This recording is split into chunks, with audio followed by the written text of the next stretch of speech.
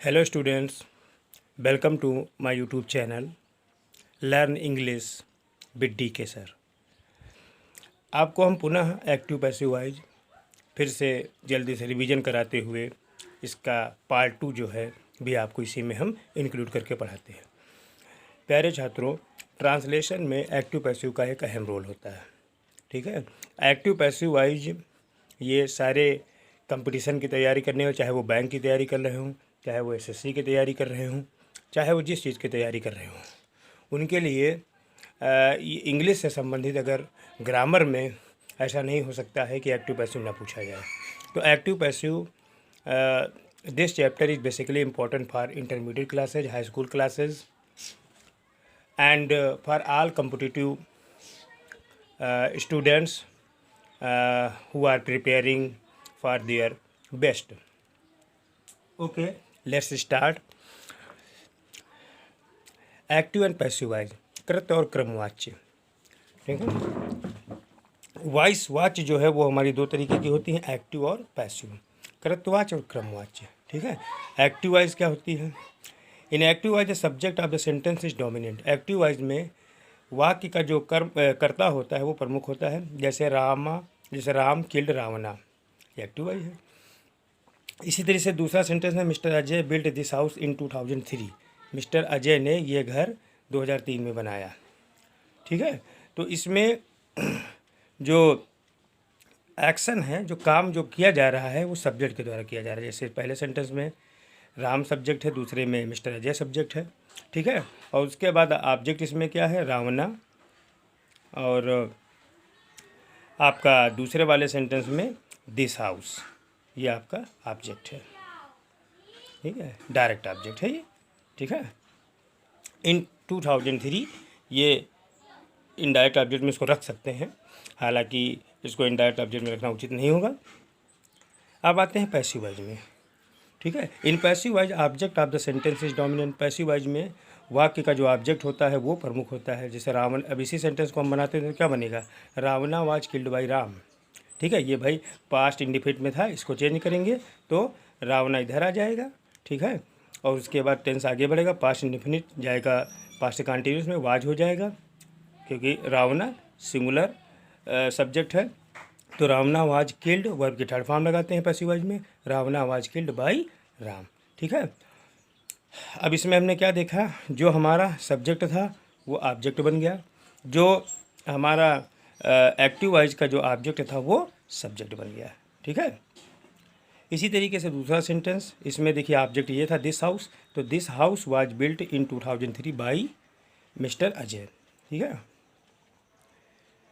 तो इस तरीके से पैसिव वाइज बन गया। ये भी हमारा वाक्य, दूसरा वाला वाक्य भी पास्ट इंडिफिनिट में था, इसको चेंज करेंगे तो पास्ट कंटिन्यूस में जाएगा। ठीक है, उसके बाद आते हैं फिर what is the importance of active and passive voice in translating from Hindi to English और फ्रॉम इंग्लिश टू हिंदी। मतलब अंग्रेजी से हिंदी में और हिंदी से अंग्रेजी अनुवाद करने में एक्टिव पैसिव वाइज का क्या महत्व है, वो हम नीचे कुछ दिए गए वाक्यों में इसको डिस्कस करेंगे। Let's understand the following examples. नीचे दिए गए उदाहरणों को आइए हम समझते हैं। डकैती में बहुत धन चुराया गया था। A lot of money was stolen in the robbery. डकैती में बहुत धन चुराया गया था। यह मकान मेरे दादाजी द्वारा बनवाया गया था। This house was built by my grandfather. ठीक है, अब इसको अगर एक्टिव वाइज में बनाना हो तो हम क्या कहेंगे? My grandfather build this house, यानी ये एक्टिव वाइज में बन गया, क्योंकि ये हम इधर लाएंगे ये इधर चला जाएगा। ठीक है, तो my grandfather build this house. अब ये बन गया पास्ट इंडिफिनिट में। किस में बन गया? पास्ट इंडिफिनिट में।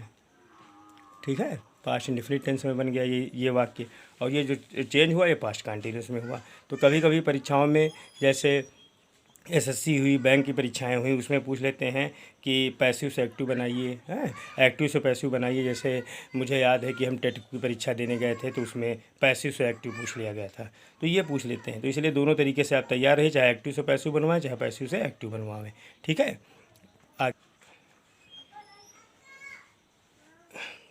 General rules for conversion of active voice into passive wise. Active से पैसिव में बदलने के सामान्य नियम क्या हैं? रूल नंबर फर्स्ट क्या है? वी कैन चेंज ओनली दो sentences from active into passive voice from active to passive which have transitive verb. यानी पहला रूल ये कहता है कि हम केवल उन वाक्यों को एक्टिव से पैसिव वाइज में चेंज कर सकते हैं जिनमें ट्रांजिटिव वर्ब होती है। ट्रांजिटिव वर्ब क्या होती है भाई? Transitive verb takes an object after it. ठीक है, ट्रांजिटिव वर्ब जो होती है वो अपने पीछे ऑब्जेक्ट लेती है और इस तरीके से वो वर्ब ट्रांजिटिव वर्ब कहलाती है। इसकी हिंदी सकर्मक क्रिया। Sentences which have in transitive verb can not be change from active into passive. वह वाक्य जिनमें वह वाक्य जो इंट्रांजिटिव वर्ब रखते हैं, ठीक है, या जिनमें इंट्रांजिटिव वर्ब होती है उनकी पैसिव वाइज नहीं बनती, उनको एक्टिव से पैसिव में नहीं बदला जा सकता है। अब जैसे देखिए he ran a race, active voice है तो क्या बन जाएगा? A race was run by him. ये किस टेंस में है भाई? ये है हमारा पास्ट इंडेफिनिट में। ये क्या है? वर्ब ट्रांजिटिव है, इसके पीछे ऑब्जेक्ट है ए रेस, तो क्या बन जाएगा? A race was run by him. ठीक है, आगे देखिए ही बॉट अ साइकिल, तो cycle was bought by him, ये पास्ट इंडेफिनिट है, चेंज हो गया। ठीक है, cycle was bought by him. फिर अगला he sang a song, active voice है तो क्या बन जाएगा? He sang a song. इसको जब हम बनाएंगे तो बन जाएगा a song was sung by him. अब देखिए यहाँ पर ए सॉन्ग क्या है? कॉग्नेट ऑब्जेक्ट है। कॉग्नेट ऑब्जेक्ट भाई क्या होते हैं? कॉग्नेट ऑब्जेक्ट को बोलते हैं सजातीय कर्म। ठीक है, cognate object are those objects which are similar to verb transitive और ट्रांजिटिव वर्ब। जो ट्रांजिटिव वर्ब के समान हो, उनसे उनका संबंध स्थापित हो रहा हो, उनको ट्रांजिटिव वर्ब कहते हैं। जैसे ये एग्जांपल हमने आपको दिया, ही ड्रीम्ड एज स्वीट ड्रीम। उसने एक मधुर स्वप्न देखा, तो उसने क्या देखा? एक मधुर स्वप्न देखा। तो ड्रीम्ड मतलब वर्ब है ये, उसका मतलब होता है स्वप्न देखना, और ड्रीम माने होता है स्वप्न। तो स्वप्न देखना और स्वप्न ये एक दूसरे से मिलते जुलते हैं। ठीक है, तो ऐसे ऑब्जेक्ट को क्या बोलते हैं? ऐसे ऑब्जेक्ट को बोलते हैं भैया कॉग्नेट ऑब्जेक्ट। ठीक है, अब ये बन गया। अब हम आशा करते हैं कि कॉग्नेट ऑब्जेक्ट आपके समझ में आ गया होगा। भाई डायरेक्ट ऑब्जेक्ट, इनडायरेक्ट ऑब्जेक्ट आपने पढ़े हैं। कॉग्नेट ऑब्जेक्ट क्या होता है? कॉग्नेट ऑब्जेक्ट वो ऑब्जेक्ट होते हैं जो ट्रांजिटिव वर्ब से जिनका संबंध होता है या ट्रांजिटिव वर्ब के जैसे होते हैं, वो सजातीय होते हैं, उन्हीं की तरह से होते हैं। ठीक है, उनको हम कॉग्नेट ऑब्जेक्ट बोलते हैं। आगे अगला सेंटेंस बहुत इंपॉर्टेंट है। He looked into the matter. उसने मामले की छानबीन की। उसने मामले की छानबीन की। ठीक है, अब सबसे पहले लुक इनटू मीन्स होता क्या है? लुक इनटू मीन्स होता है टू इन्वेस्टिगेट, जांच पड़ताल करना। तो the matter was looked into by him.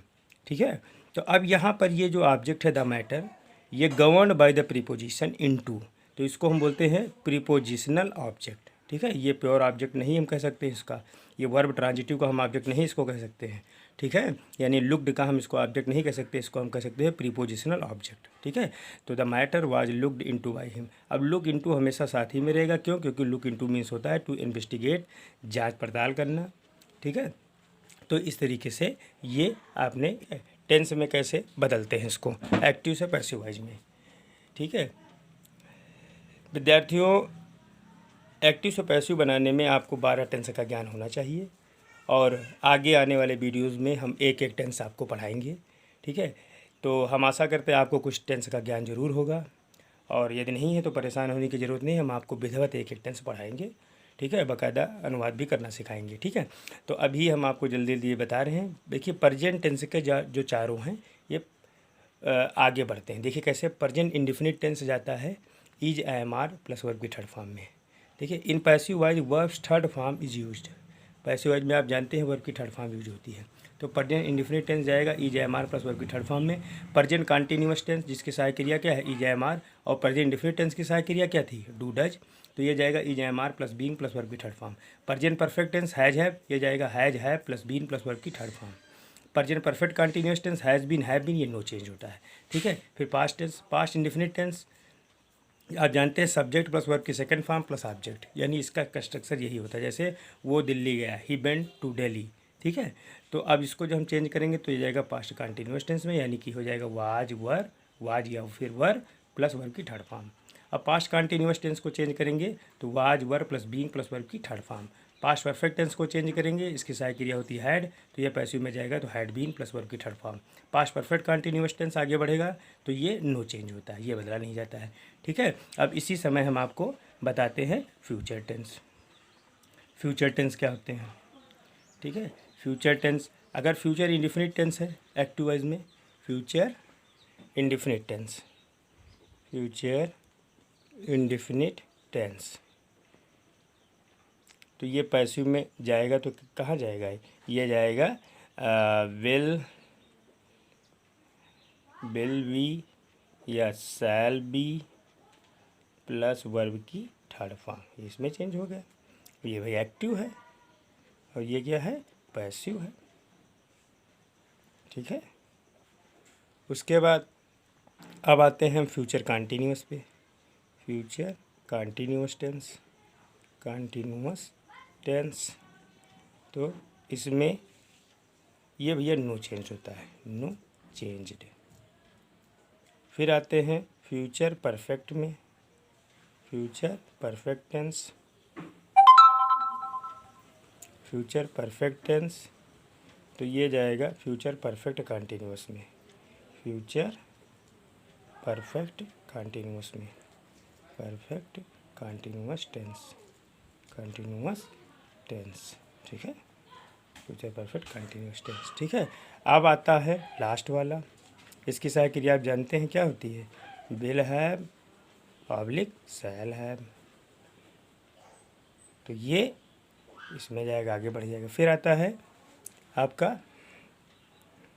Future perfect continuous tense, continuous tense, ये नो चेंज्ड होता है, नो चेंज्ड। ठीक है। तो हमने क्या सीखा बच्चों कि ओनली, नोट में अब हम लिख सकते हैं only 8 tenses are changed from active into passive, into passive. केवल 8 टेंस जो है एक्टिव से पैसिव में बदले जाते हैं। ये देखिए आप गिन सकते हैं कौन कौन से बदले जाते हैं। 1 2 3, ठीक है, ये बदला ही नहीं जाता है। 4 5 6, ये फिर नहीं बदला जाता है। 7, और ये फिर नहीं बदला जाता है। 8, तो केवल 8 टेंस ही। अब आशा करते हैं कि ये अब बातें आपकी समझ में आई होंगी। ठीक है। अब ये पहला जो वीडियो पार्ट 1 का था एक्टिव पैसिव में, वो ज़्यादा क्लियर नहीं था। ठीक है, और इसीलिए हमने पार्ट 2 बनाया और उसमें हमने पहले वीडियो को भी इंक्लूड कर लिया है। उसमें जो हमने बातें बताई थी उसको जल्दी से हमने इसमें भी बता दिया, इस वाले पार्ट में भी, और उसको थोड़ा आगे बढ़ा दिया है। फ्यूचर टेंस भी हमने इसमें इंक्लूड कर लिया है। तो आशा करते हैं आपकी बातें समझ में आ गई होंगी। अब हम एक एक टेंस कैसे एक्टिव से पैसिव में बनता है वो हम आपको अगले वीडियो में बताएंगे, शुरुआत से प्रेजेंट इंडेफिनिट टेंस को लेकर के।